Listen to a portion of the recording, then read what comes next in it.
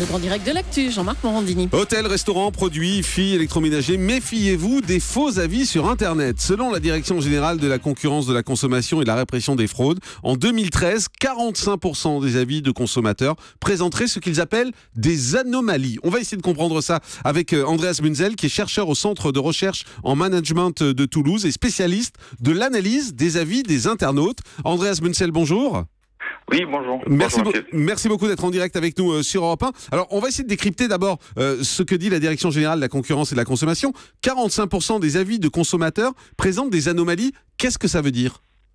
Donc des anomalies, c'est bon, tout d'abord très majoritairement ça peut être des faux avis. Donc ça veut dire que des avis truqués, donc de la publicité déguisée par les marques, par les agences qui sont en charge des réputations par exemple, mais aussi d'autres anomalies. Ça peut être aussi le style d'écriture, le style de rédaction qui peut être vulgaire, qui peut présenter des mots peu adaptés, etc. Donc c'est tout un ensemble d'anomalies possibles. Mais Andreas Munzel, ce que vous nous dites là, c'est vous nous dites qu'il y a des agences, par exemple, aujourd'hui, qui ne font que ça, qui sont chargées de poster des avis sur Internet. Voilà, ça fait partie de l'offre en fait de certaines agences. Donc il y a tout un ensemble d'agences des réputations dont la plupart fait un très très bon travail pour aider les entreprises, notamment à gérer la réputation en ligne dans les médias sociaux, les réseaux sociaux. Mais il y a une partie pour lesquels en fait l'offre consiste à poster sur Internet, à publier des faux avis positifs pour leurs clients. Tout à fait. Ouais. C'est-à-dire que moi j'ai un restaurant, je vais contacter cette agence et je vais lui dire voilà, mettez des avis positifs sur moi dans les différents sites de référencement, et ils vont aller en se faisant passer pour des consommateurs en disant que mon resto est super même si c'est pourri.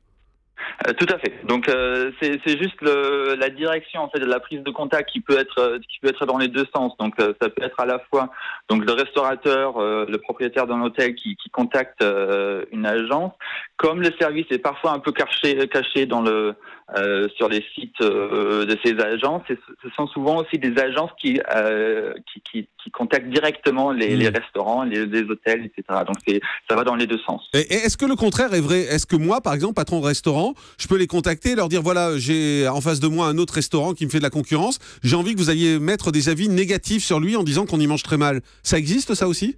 Ouais, malheureusement, là aussi, c'est dans les deux directions. Donc, ça semble plus évident que ce sont des faux avis positifs, mais on remarque de plus en plus dans les études qu'il y a aussi cette pratique des faux avis négatifs dans lesquels les entreprises dénigrent systématiquement les concurrents, les produits concurrents ou les concurrents directs sur le marché. Oui. Mais alors ça c'est compliqué quand on est consommateur, là je reprends mon habit de consommateur, quand on est consommateur, ouais. C'est compliqué. Comment on sait que les avis sont faux ? Il y a des trucs, il y a des astuces pour les repérer ces faux avis ?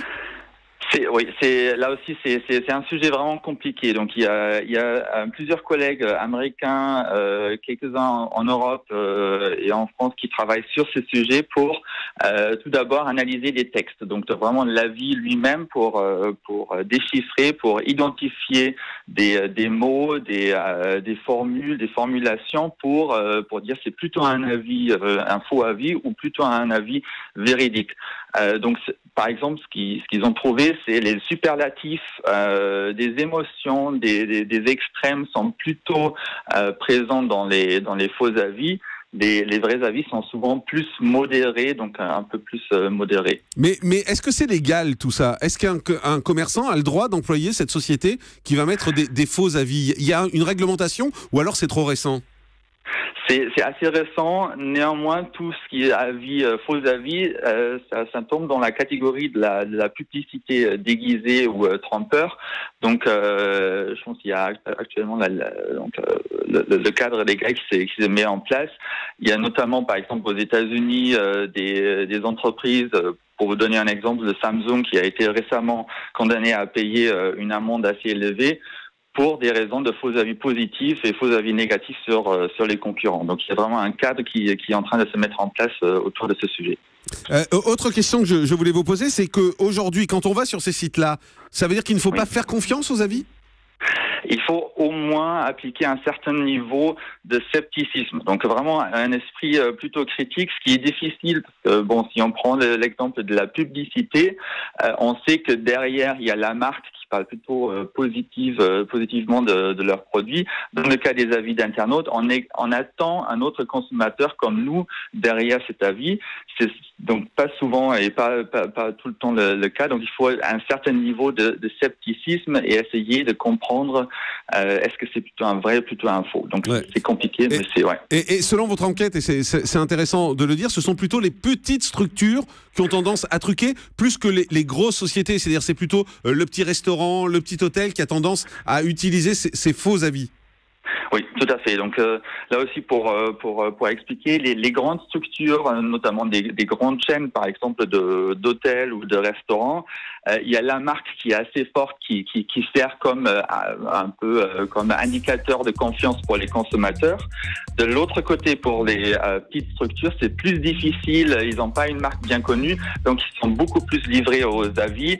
Et eux, ils ont après plus tendance à malheureusement suivre un peu ces pratiques malicieuses. Merci beaucoup pour toutes ces précisions qui vont surprendre sans doute beaucoup d'auditeurs d'Europe 1, parce que je crois qu'on était nombreux à faire confiance à ces avis en se disant il y en a peut-être un ou deux faux, mais pas à ce point-là. 45% des avis de consommateurs se présenteraient des anomalies sur les sites internet, c'est-à-dire quasiment 1 sur 2. Donc soyez prudents. Merci Andreas Menzel, chercheur au Centre de recherche de management de Toulouse et spécialiste de l'analyse des avis des internautes. Merci d'avoir été en direct avec nous sur Europe 1.